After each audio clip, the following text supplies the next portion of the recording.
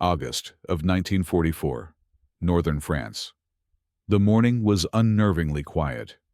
Not the peace of the countryside, but the ringing, hollow silence that gathers just before the thunderclap.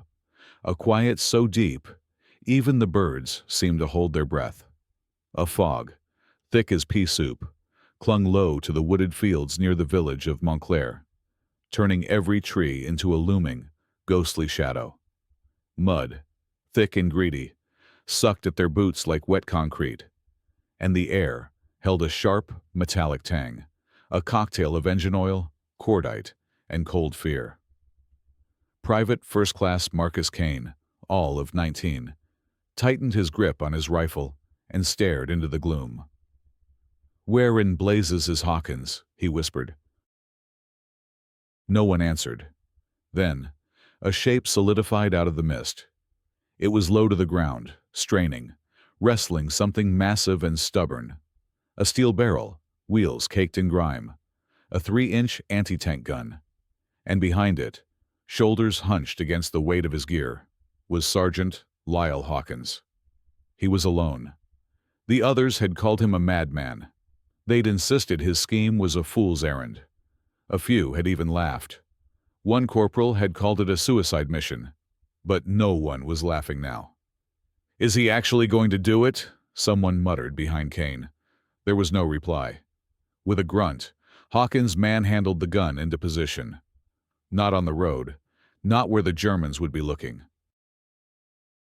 He'd spun it sideways to the trees, aiming down a narrow track that slipped into a ravine, a place no tank would ever go unless it had no other choice.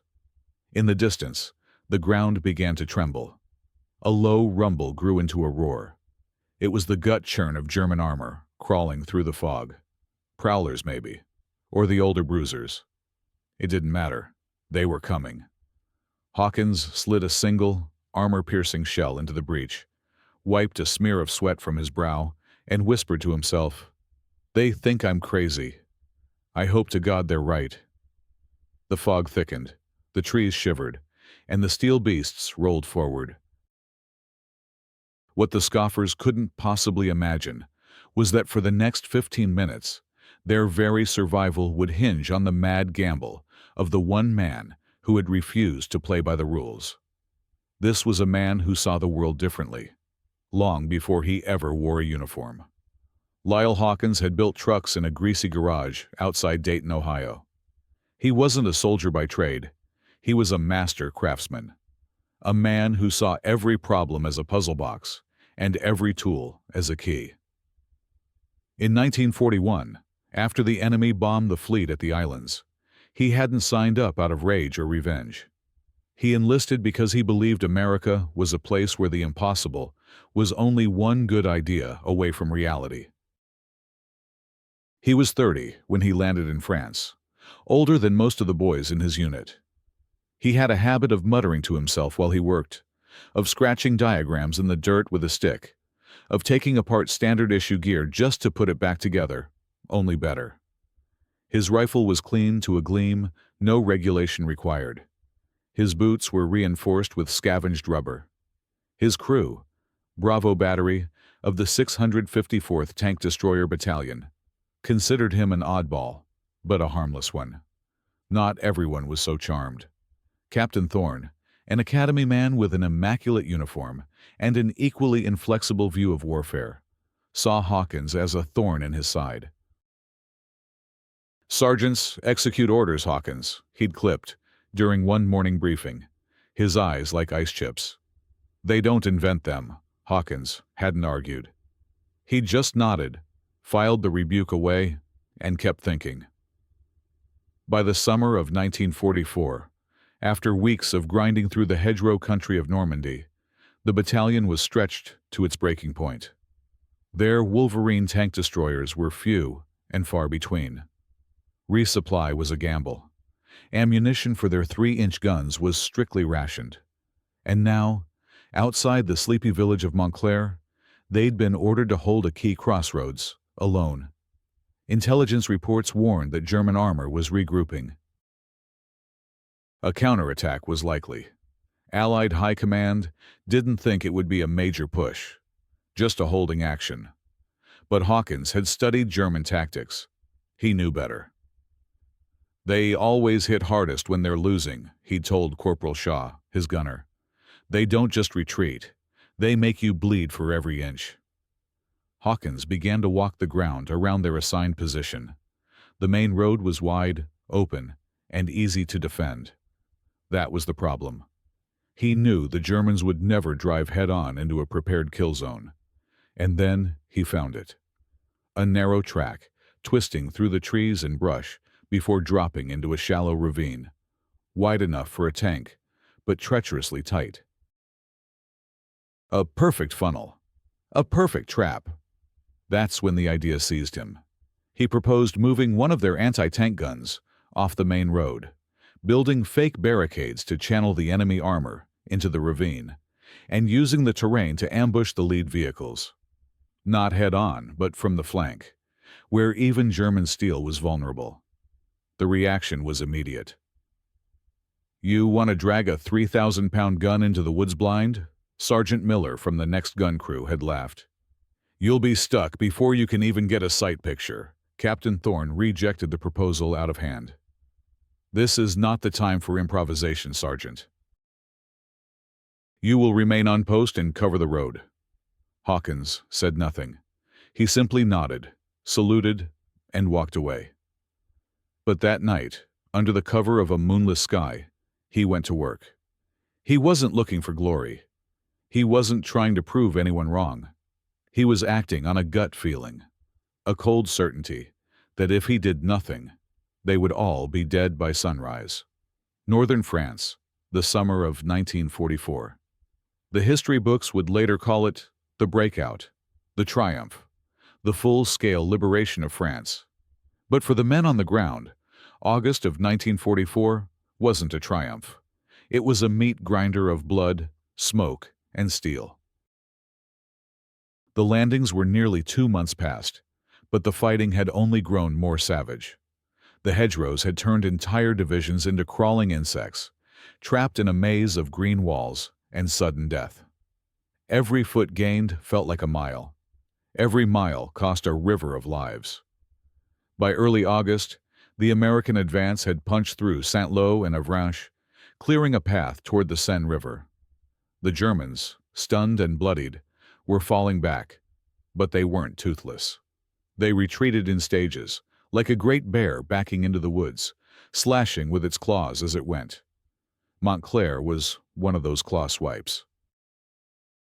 An unremarkable village on a map, a church steeple, a stone bridge, and 2 narrow roads that formed a Y between rolling hills and pine forest. But it sat on a junction the Germans needed to hold, even for just 48 hours. That was enough time to move armor, regroup infantry, and blunt the spearhead of the Allied push. The Americans sent a single battalion.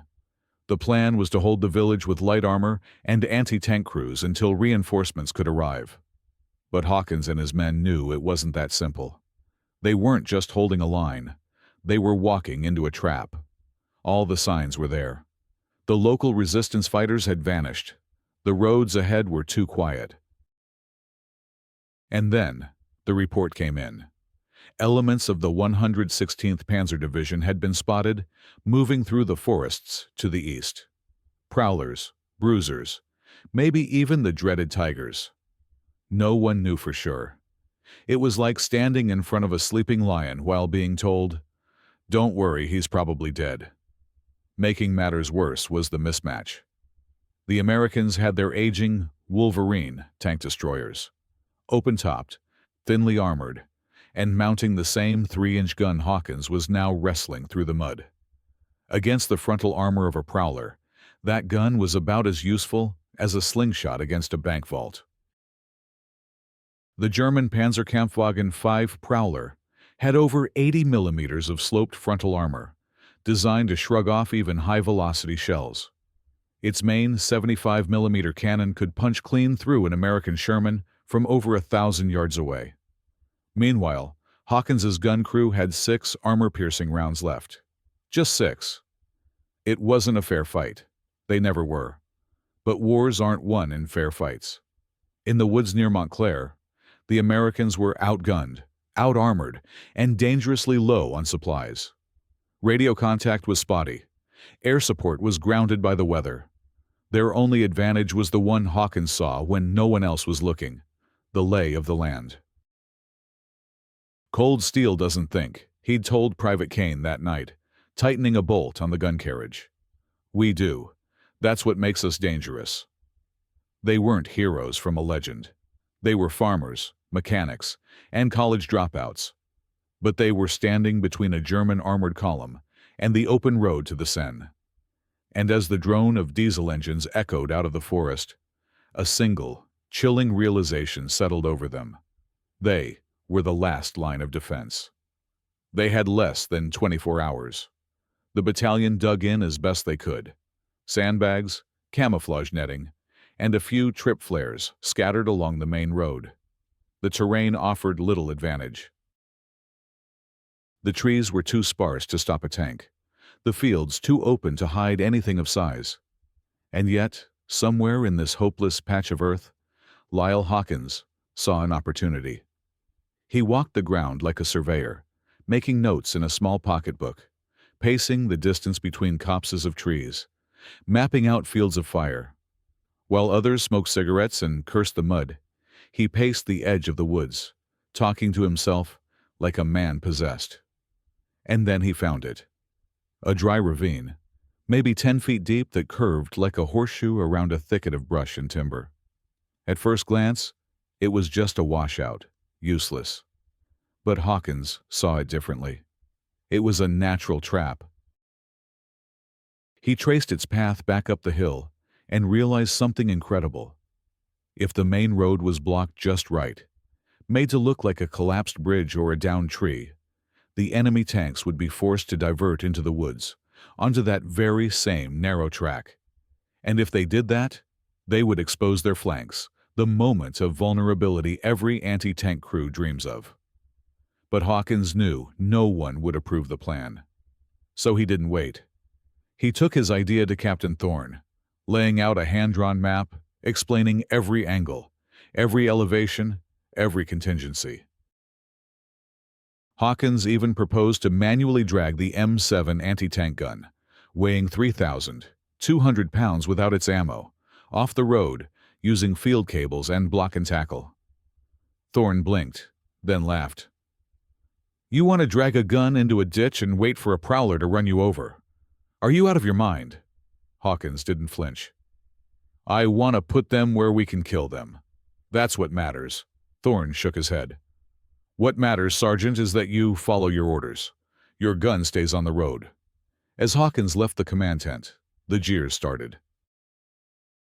"Hey, Einstein," one private called out, "drawing up the plans for the Great Escape." Another mimicked Hawkins's low voice. "Gentlemen, if we dig a hole deep enough, perhaps the tank will fall in and shoot itself." Even his own crew had doubts. Corporal Shaw, his closest friend in the unit, pulled him aside.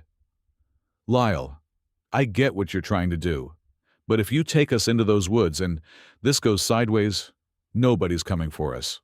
Hawkins nodded. "Then we'll make sure it doesn't go sideways." That night, cloaked by the thick clouds, he and 4 volunteers began moving the gun. There was no fanfare, no official order, just sweat, ropes, and silence. They used logs as rollers, winched the barrel around trees, and cut a path through the undergrowth with hand axes. It took them 6 hours to move the gun 200 yards off the road. By dawn, it was in position, hidden, camouflaged, and loaded. Hawkins had marked ranges on the tree trunks with chalk. At the entrance to the track, he placed 2 empty fuel drums rigged with satchel charges, designed to look like simple debris, but ready to spook or slow a tank. In the ravine itself, he planted smoke canisters under branches, ready to blind any gunner who got too close. Then he waited. To the rest of the battalion, he was still just the eccentric mechanic playing soldier. But Hawkins hadn't just built a trap. He had built them a last chance. August 15th, 1944. The morning light was late, filtered through a ceiling of clouds, so thick they looked painted on the sky. No planes would fly today. Not with a ceiling like this. And that smell. A damp, chemical rot that clung to everything.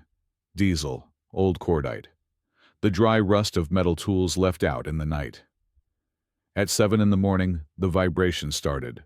Not a sound. A vibration. The ground didn't shake, it pulsed. Sergeant Lyle Hawkins was crouched in the tree line, eyes fixed on the path. His hand resting on the breech of the M7 anti-tank gun he and 4 stubborn men had dragged here themselves. He couldn't see them yet, but he could feel them. The German armor. Panzer Kampfwagen, the formidable Prowler. Each one weighed over 45 tons. 60 millimeters of sloped frontal plate. A long-barreled 75mm cannon. It was a machine built not for battle, but for domination. And they were heading straight for him. Almost. Thanks to Hawkins's plan, the main road was a mess. His crew had helped scatter debris, blow a culvert, and even roll over a burnt-out American half-track to block the way.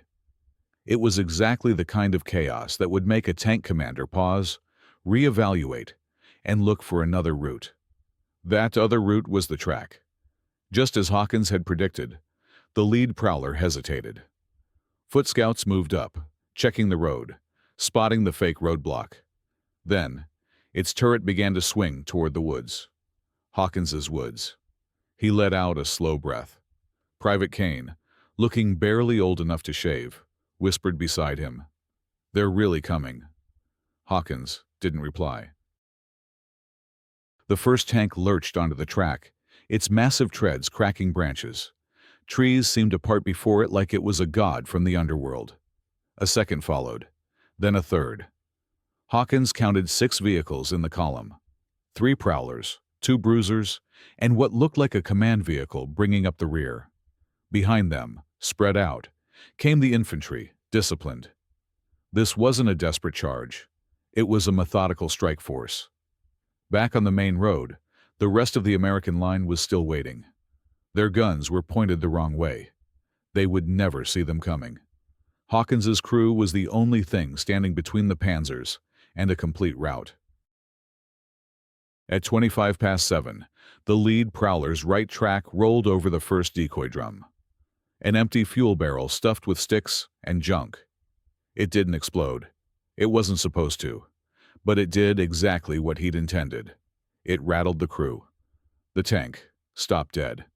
Turrets began to scan, and the infantry fanned out, rifles up. Hawkins pulled the pin on a smoke canister and rolled it down the slope into the ravine. White smoke billowed out, throwing a theatrical curtain across the battlefield. One of the German officers shouted something. Hawkins waited 2 heartbeats, then stood. He didn't yell. He didn't pray. He just barked to his crew. "Fire!" The M7 kicked like a mule. The armor-piercing round screamed through the smoke and slammed into the Prowler's left side, just below the turret. It didn't explode. It punched through. There was a gut-punch clang, like a giant tin can being pierced with a spike, followed by a gout of black smoke from the turret hatch. Flames licked from the engine vents. The Prowler's own ammunition was cooking off inside. A moment later, the tank blew its own turret ring clean off. Hawkins was already reloading. The second shot caught a Bruiser lower down, hung up on a tree root as it tried to reverse. This time, the impact threw a shower of sparks and steel fragments. Its turret jammed sideways. The German infantry dove for cover, firing wildly into the trees. Tracers zipped past Hawkins's position. One hit a branch just above his head, showering him with bark like shrapnel. Private Kane cried out. He wasn't hit, but it was close. "Stay down!" Hawkins roared. "Hold this line!" The German command tank gunned its engine, trying to push through, but the track narrowed just enough to force it to slow. The maneuver exposed its rear quarter. Hawkins swung the gun 5 degrees, just enough, Fire. Boom. The round tore straight through the command vehicle's rear armor. A blossom of fire. The vehicle slewed, crashed into the crippled prowler ahead, and blocked the track completely. Now they were trapped. Panicked, the infantry began falling back up the path. Hawkins's men picked them off with their standard-issue rifles and the squad's automatic rifle. One gunner, Corporal Shaw, took a round through his arm but kept firing with his good one. A German machine gun opened up from the brush, stitching the tree line above the M7. The crew ducked. Hawkins wrenched the traverse wheel to the right, aimed for the muzzle flash, and fired point blank. The machine gun nest vanished. In 10 minutes, 4 enemy vehicles were destroyed or disabled. The other 2 tried to turn, but the narrow path made it nearly impossible. One tank tried to reverse and slid sideways into the ravine, throwing a track. Stranded. The other backed straight over a concealed mine, another of Hawkins's improvements, made from captured German stock. That explosion was heard all across the valley. By 7:40, the German column was in full retreat.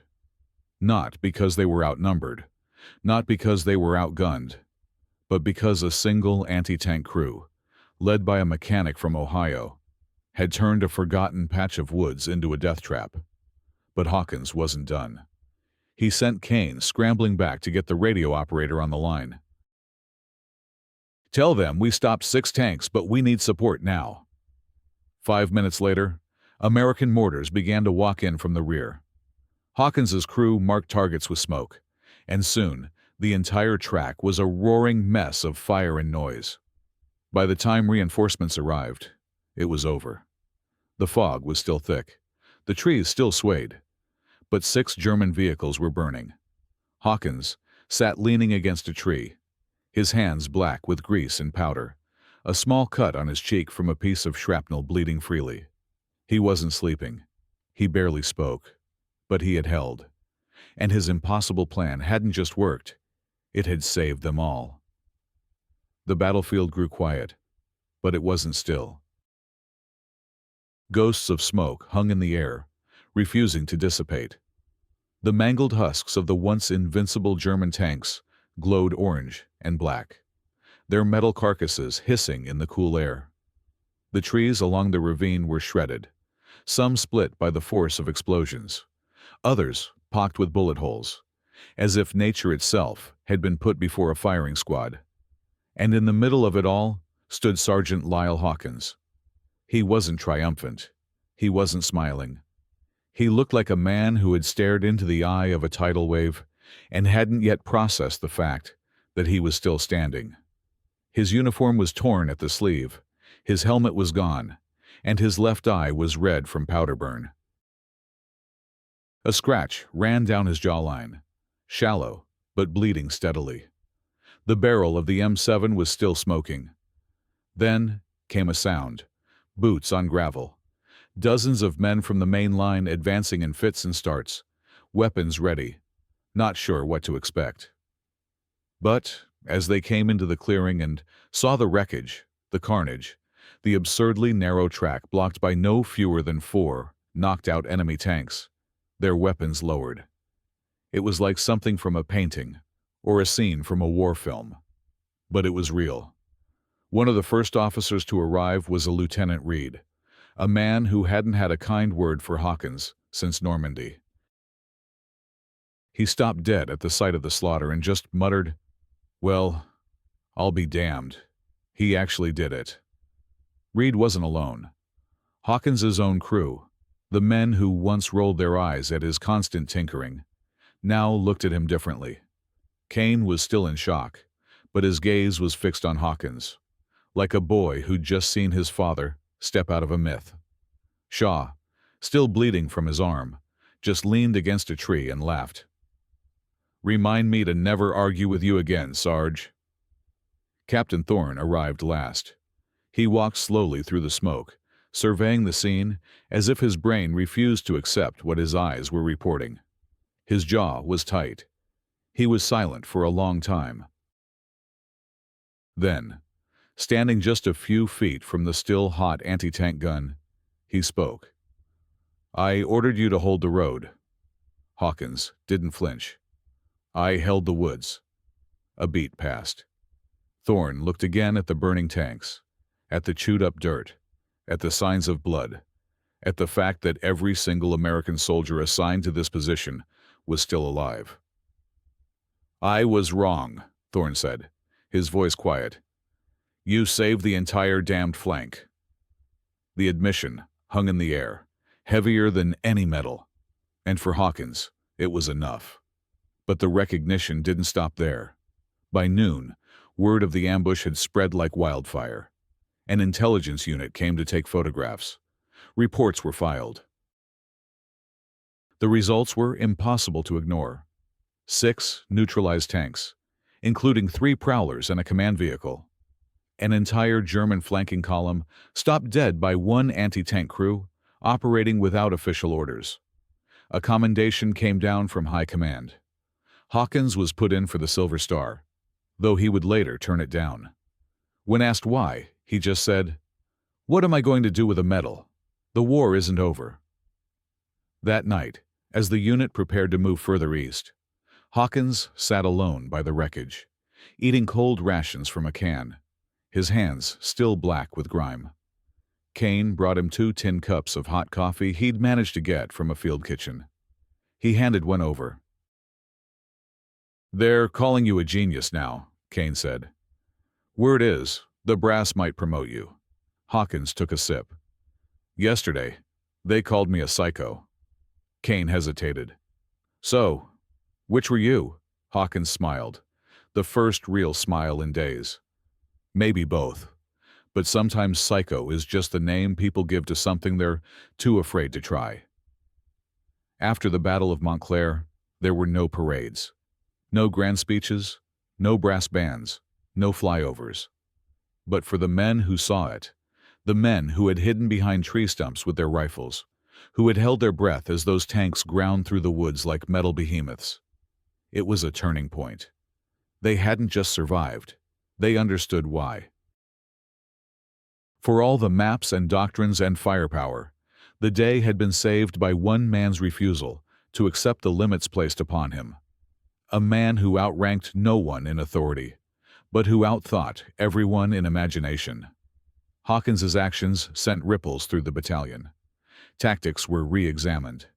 Field commanders started asking questions they would have dismissed before. "Is there cover behind that ridge?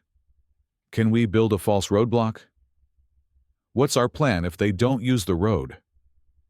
What had once been called reckless was now being relabeled as innovation. Hawkins didn't ask for that legacy. 2 days later, he was back under a Wolverine tank destroyer, fixing a jammed transmission with a wrench he had modified himself. When an officer from battalion headquarters came by to hand him a letter of commendation, Hawkins didn't even look up. He just wiped the grease from one hand, nodded, and said, "I hope someone sent a copy to my mother."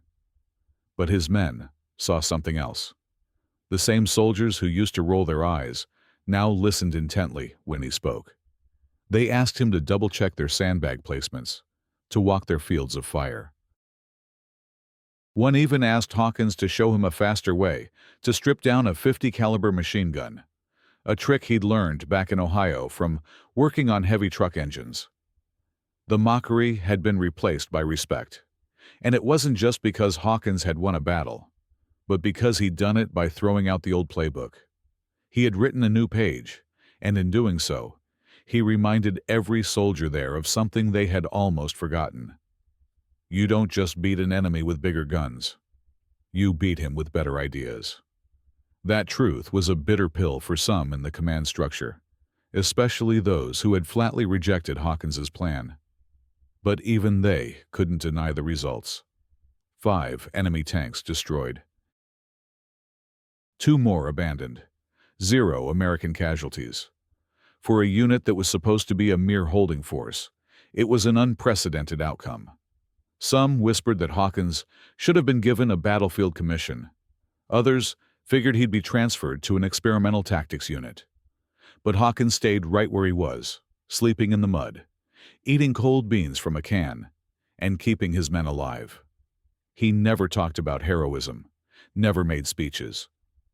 But one afternoon, while scouting a new American line, Corporal Shaw turned to Hawkins and asked, "Do you ever think about what would have happened if you hadn't built that trap?"